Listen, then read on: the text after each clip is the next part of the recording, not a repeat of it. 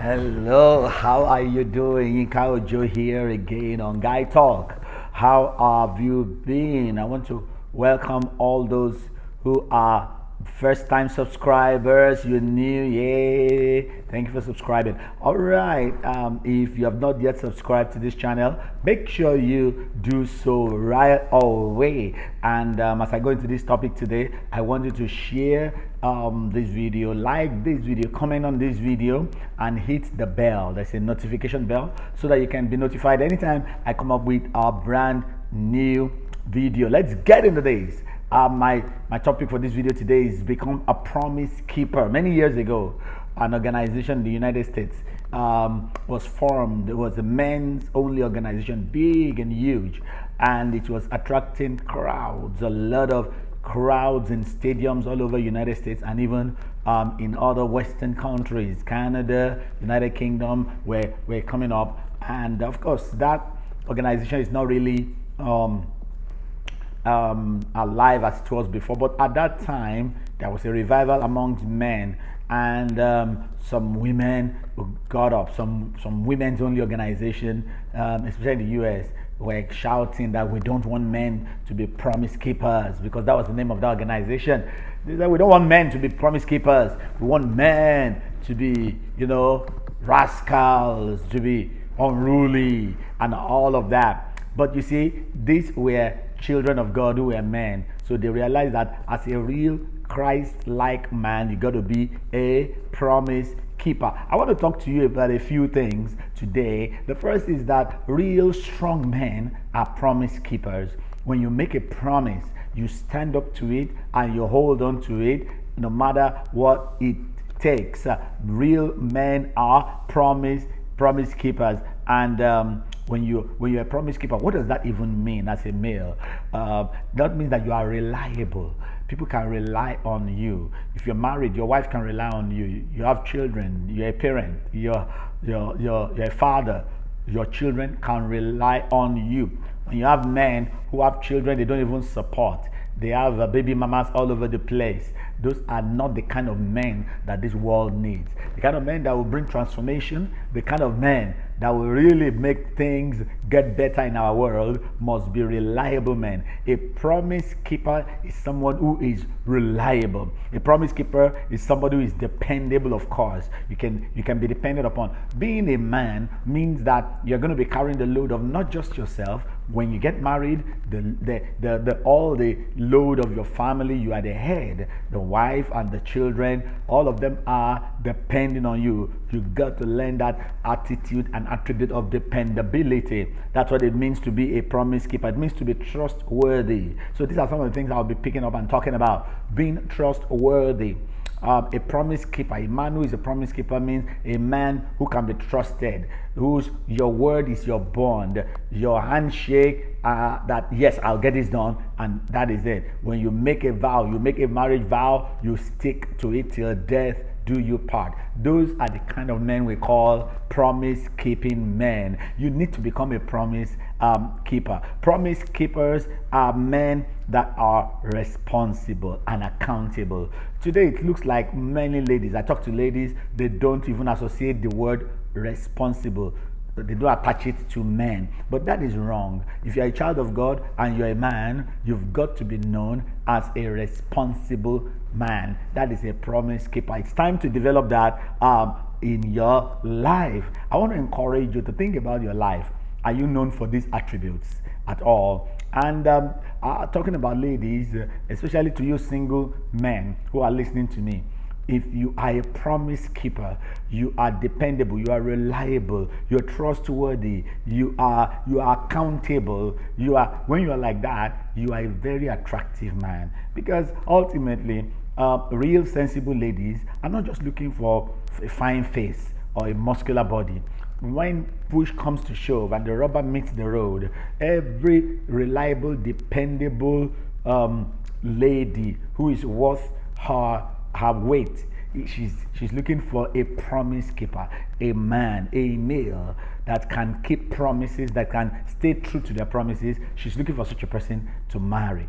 And I tell you something, you develop this attitude of being a promise keeper, you will not run short of people that you'll have to just pray hard to know which of these wonderful ladies to pick as your wife. Because, they're just going to be there looking for you and saying, this is the kind of man I want to spend the rest of my life with. I want to spend my life with a promise keeper.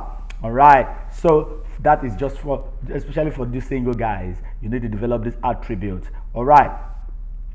It's when you're a promise keeper, you do not lie. Men lie about so many different kind of things. Some are white lies, some are small lies. White lies are supposed to be small lies, and then there's some big, huge lies. No. A lie is a lie, and the Bible says that the devil is a liar. He tells lies when he speaks his normal native language. So you don't want to be someone that is known for your thing is telling lies. Men tell lies. They forge their passport. Men forge their age. You look at that in sports. You see people saying, I am footballer, this is my real age, this is my sports age or footballer's age. No, all that is wrong. Men forge the age so that they will not retire early. People do that in the civil service. Men live a lie. Please, if you're a promise keeper, you will not be a person that lies. You will stay with the truth. You will stay with integrity. I remember a gentleman, married man, and he was found wandering around in a dating site. So I had to call him and said, "Listen here, that is a no-go terrain. What are you, a married man, doing in a dating site?"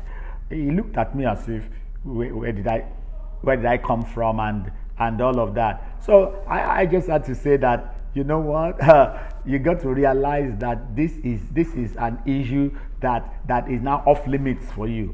Why you dating sites are for singles?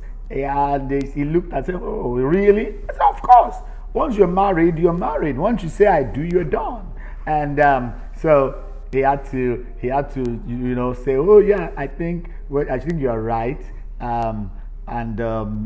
So that was an interesting issue. I think some things, you feel should be, you don't even need to tell people or teach it or explain it away. But so many people it's like they don't know any better. What are you doing? You're already married. You've got a wife at home. What are you looking for? Looking at all the other ladies in the dating side for? You want to start dating more ladies? Do you want to become a polygamist? When did God become a polygamist? No. Leave the dating sites are for people who are not married, who are looking for a potential spouse. Once you are married, you should not know the way to a dating site.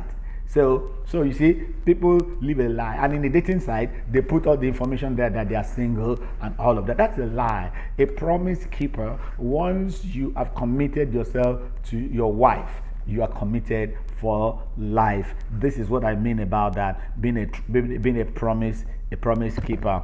All right. So when you can be trusted, you are a promise keeper. So the issue is, can your wife trust you? Is your wife at peace? You've traveled on a business trip. A lot of things happen during business trips. Check one of my videos where I talk about the ethics that you should follow when you're on business trips. So, can you be relied upon? You're staying in a hotel all by yourself, thousands of kilometers away from home. Can you be relied upon that you will not cheat? You will not have an affair or anything like that. You will not watch pornography. You will not do anything untoward. You will just stay with you and your God, sincere, honesty, and truthful. If you're like that, yeah, you are a promise keeper. Can your children rely on you? Are you a kind of person that they can take as an example and say, "Oh, my daddy is my hero. He is a promise keeper. He is trustworthy. He is a man of integrity. He is a truthful man." Those are the kind of men that this world needs. And I'm believing God that you will be one of such men by the grace of God. Can your business organization trust you? Many men are put in positions where they have to sign checks, they have to make financial decisions for the organization, and they can decide to even inflate figures and cheat. And for a long time, they may not be caught physically. A few may never even be caught ever. But listen, if you escape the eyes of man, you cannot escape the eyes of God. Are you trustworthy? Are you sincere? Are you honest? Even in your privacy, even when there's no chance of anybody catching you doing the wrong, will you still do the right? Are you a promise keeper? The the opposite of promise keeper is promise breaker. So are you a promise breaker? I hope you're not a promise breaker. Whenever you put your hand to the plow, stay with it until the job is done, and be truthful and honest, and be a person of integrity all through. When people know you as a promise keeper, you automatically become a leader, because people want to gravitate towards you and they want to follow you, and you will see that promise keepers are usually leaders, because that element of trust makes people feel like this is a person we can follow, and they will end up following you. And don't break your promises with men. Don't break your promises with your spouse. Don't break your promises with your children. Don't break your promises at work. Don't break your promises in your church with your fellow believers and brethren. And more than anything else, do not break your promises with your God. That is very important. There's some promises I've made between me and God, and I tell the Lord every day when I wake up every day, I say, God, give me the grace to stick to my promises I've made to you, that Jesus will be my only Lord and eternal Savior, that I'll follow His word, that if He helps me and He graces me, I'll be truthful and faithful. I'll walk in fidelity all the days of my life, and all those kind of things. Those promises, the grace of God, if you make them with your God, His grace will be available to help you to keep those promises. Now, keeping those promises, I must admit, sometimes it can be painful, it can be hard, it can be costly, but His grace, God's grace, is always sufficient. I see God's grace as God's fuel. He fuels me to be able to fulfill my promises. So every day I ask Him deliberately for grace of a promise keeper, grace that I will not be a promise breaker, and He has been faithful. He will always be faithful every day. When you're a promise keeper, you put smiles on the face of many people, and more than anything else, you put a big smile on the face of our God.